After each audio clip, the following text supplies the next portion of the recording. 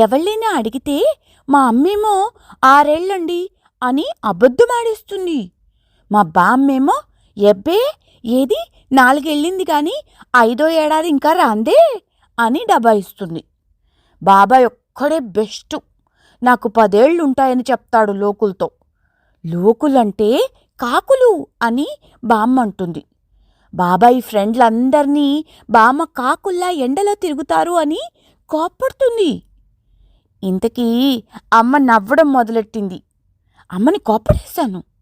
ఎవళ్ళు మాత్రం ఊరుకుంటారు కోప్పడక? మహా చిన్నవాళ్లే ఊరుకోరు. ఊరుకుంటే ఇంకా లోకువ కట్టేస్తారు. లోకువ కట్టడం అంటే నీకు అర్థం తెలుసుగా?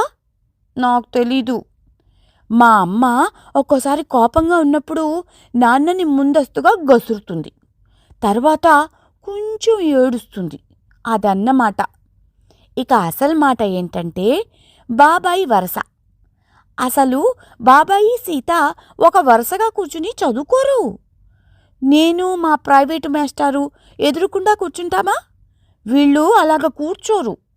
అందుకే బామ్మ వాళ్ళ వరస బాగులేదు అంది. నేను అలాగే అనుకుని బాబాయ్ గదిలోకి వెళ్ళి మీ వరస బాగులేదని నా అభిప్రాయం చెప్పేశా.